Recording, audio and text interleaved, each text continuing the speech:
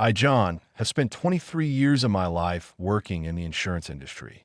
During this time, I have seen a lot, from the first clumsy attempts to implement computer systems to the era of digital transformation, when every little thing could be crucial for the success of the company. I consider myself not only a professional in my field, but also a reliable ally for the whole team.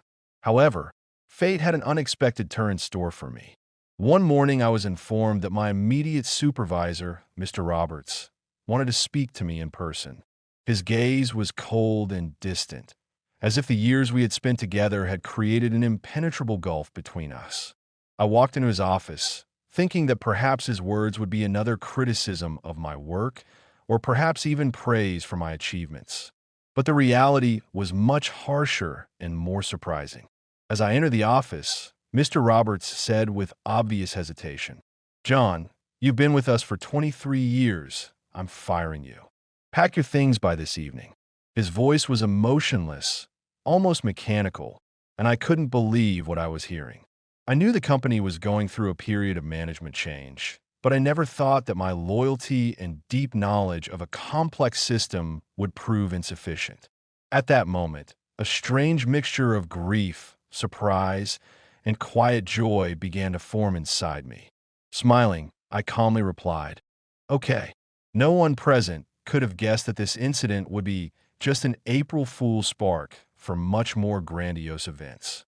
Colleagues exchanged glances, whispered, and a silent tension hung in the office, as if some secret debate was taking place behind closed doors. This was not just a dismissal.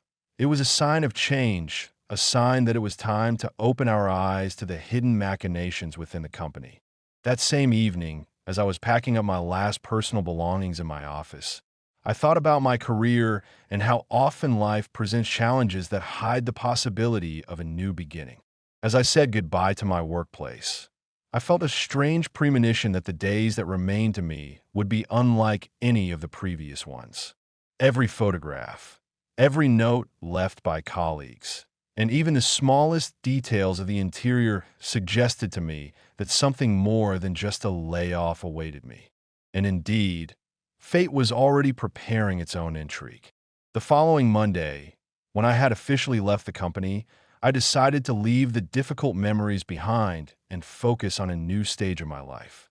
But fate, as an experienced director, had already written a script in which I was not a spectator, but the main character. The phone woke me up early in the morning. It was a message from a former colleague, Mr. Anderson, who always knew how to find interesting details in the most seemingly ordinary situations. "John, you should take a look at what I found.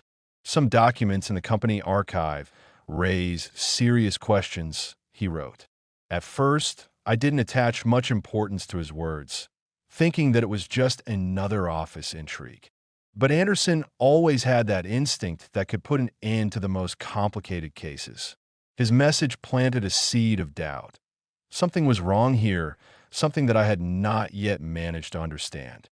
Over the next few days, I received detailed messages from Anderson, with fragments of documents and emails that showed signs of fraud at the top.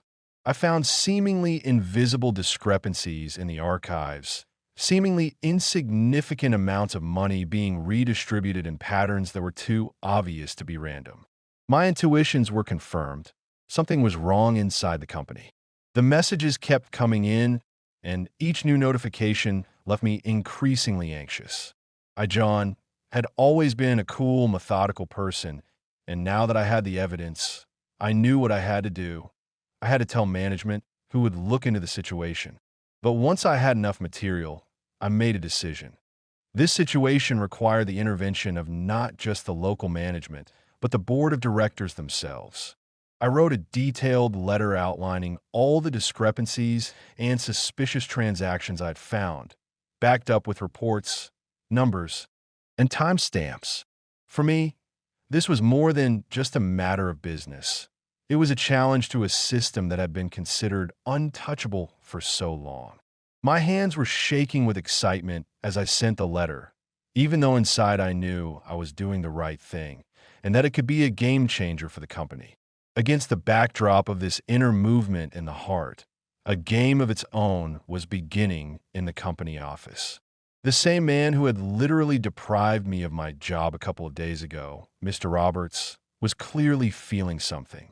His confidence was gradually fading, and rumors began to circulate in the office corridors. More and more names were appearing. Mr. Thompson, Mr. Baker, and also a shadow that seemed impossible to discern until the end, but which everyone sensed some abyss of secrets and machinations that was beginning to crawl out. On Tuesday evening, when the office was gradually emptying and only a few brave employees were staying for late meetings, I decided to return to the company premises. My steps were confident, although inside everything was seething with thoughts of the upcoming storm. In the corridors, I observed the strange behavior of colleagues. Some quickly hid documents, some avoided conversation. An atmosphere of inevitable unfolding of the truth hung over my head, and I felt almost like a detective in a classic noir film, where every detail can turn into a twist of fate.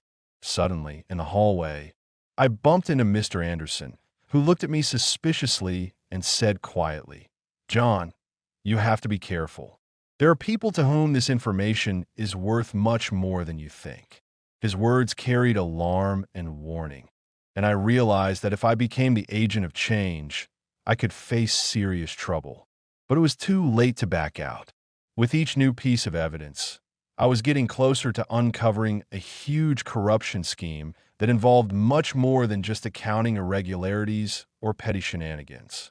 I remembered how, many years ago, when I was just starting out in insurance, I had been taught that the truth must always prevail, no matter what the obstacles.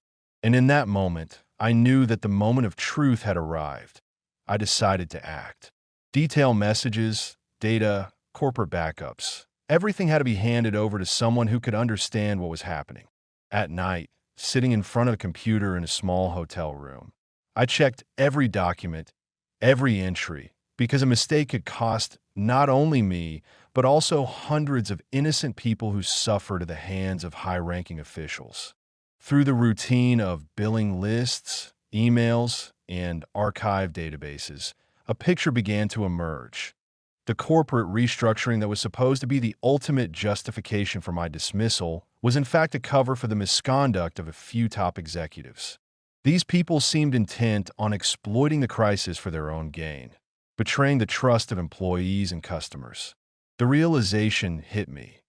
I had unwittingly witnessed something much bigger than a layoff. I had become the recipient of secrets that could shake the very foundations of the company itself. Tuesday arrived, a day I already knew would be fateful for all participants in this drama. Early in the morning, taking files and documents with me, I headed to the company office, leaving all fears and doubts behind. On this day, I was no longer just a former employee. I turned into a whistleblower, ready to put everything on the line for the sake of truth and justice. As I entered the building, I felt the tension growing with each floor. The office corridors were nearly empty, and the closed doors seemed to hide more than I could have imagined. I headed to the boardroom, where I guessed questions would be directed about the sudden dismissal and the ensuing investigations. Waiting for me, there were not only people accustomed to power, but also people who now understood that a game was being played within the company that could change all existing foundations. My documents, neatly arranged in a folder, were irrefutable evidence of fraudulent schemes and illegal actions. With excitement in my voice, I began my introduction. John Mitchell, formerly of the insurance department, present to you a complete picture of financial irregularities and deviations from corporate governance standards. I explained in detail each anomaly I found, citing dates, figures, names, and even links to internal correspondence. Every word I said was on point, causing indignation in the audience. The room was silent, broken only by the sound of a pounding heart, perhaps bouncing off the cold walls of the conference room. I watched the reactions of the management. Faces that had displayed ruthless determination just a few days earlier now looked confused and worried. This was especially noticeable on the face of Mr. Roberts. a man who could seem the embodiment of power one second and lose all confidence the next. But the real shock came when the investigation revealed that the fraudulent activities were not limited to local transactions, but involved schemes on an international scale. Documents attesting to the illegal transfer of funds highlighted the scale of the criminal network, which involved names familiar to many of those present. At that moment, I felt the adrenaline rush through my veins. I knew that this could cost me not only my professional reputation, but also my personal safety. At the crossroads of fate, I was forced to make a choice: retreat or go all the way. Having made my decision, I, relying on my reputation as an honest employee and expert, continued to speak despite obvious opposition from some members of the board of directors. And when one after another confirmation of my rightness began to appear, additional documents, evidence from external audits, the atmosphere in the room changed. Those who had previously dismissed my statements with a grin now held their breath. The climax came when one of the external experts brought in to conduct the independent review declared to the full meeting: "What Mr. Mitchell has presented is not just an accident. It is a systematic violation that has the hallmarks of a criminal offense." His words echoed around the room, evoking both fear and indignation. I felt like every word I spoke, every piece of evidence, was becoming an instrument of change. In that moment, I was no longer just an employee being fired. I became a fighter for the truth, a whistleblower against a system that had allowed itself to operate with impunity for too long. Suddenly, the situation took a turn when one of the top managers, whom I had previously considered impeccable, began to sweat nervously and avoid direct answers. His voice trembled when he tried to accuse me of professional jealousy or of trying to create a false scandal. But the documents and facts that I had spoke for themselves. A real commotion began in the room. Everyone's attention was focused on this moment, and it seemed to me that every second brought the final exposure of a large-scale corruption scheme closer. My thoughts were torn between duty and personal freedom, between the truth and my own fears. But I knew I could no longer retreat. I saw how some of the employees who had previously had to deal with harsh management now looked to me as the last hope for restoring justice within the company. This was the moment of truth for all of us, the moment when the truth, accumulated over the years, was finally to triumph. As the events of Tuesday afternoon reached their climax, the consequences became more and more tangible and widespread. As a result of the public outcry and the intervention of independent experts, criminal cases were opened against several key figures in the management team. Those hiding behind the facade of corporate order now faced harsh charges, and the first arrests were made in the early hours of the following day. I, John Mitchell, realized that the moment for the change I had been longing for had arrived. I abandoned all thoughts of the past and dedicated myself to a new beginning. Instead of mourning the loss of 23 years of experience and dedication to the company, I took the opportunity to prove my exceptional competence and unquestionable integrity. The board of directors, appreciating my courage and professionalism, offered me a new position: the chief specialist responsible for developing the internal corporate control system and preventing fraud. From the first days in my new position, I began to implement changes. My colleagues, many of whom had previously been afraid of arbitrariness and corruption, now felt that their voice mattered. The introduction of independent audits, an electronic control system, and a transparent reporting mechanism became an integral part of the new corporate culture. Together, day after day, we restored trust and created conditions for the sustainable development of the company. But as a man who had been through the fire of trials, I could not forget the lessons I had learned in those difficult days. I remembered every encounter with Mr. Roberts, his cold voice, and the doubts that had gripped me when I first heard his order. It was that moment when I calmly answered, "Okay," that became the starting point of my inner awakening. And now, looking back, I realized that it was thanks to these events that I had gained a true understanding of the essence of justice and responsibility. Some consider my dismissal a career-ending fate, but I realized it was just one stage in my professional journey. Sometimes change, even painful and unexpected, can lead to growth and development. I found solace in the fact that true skill and dedication to one's craft do not disappear when you leave. They transform, take on a new form, and become a powerful tool for fighting untruth. In the following months, my life changed beyond recognition. My new position allowed me to participate in the development of innovative methods to combat corporate abuse. Together with a group of like-minded people, we created a system in which every operation, every financial transaction was subject to mandatory verification, and any deviations were recorded and promptly analyzed. Thanks to this, even at the highest levels of the company, shadow schemes disappeared, and employees regained confidence in the future. I often think back to the day when Mr. Roberts coldly told me I was leaving. Little did I know that those words would set me on a new path. That moment changed not only me, but the entire company, transforming it from a place where corruption lurked into a model of transparency and accountability. Many colleagues later admitted that my courage was the turning point, and they now see change as a chance for a better future.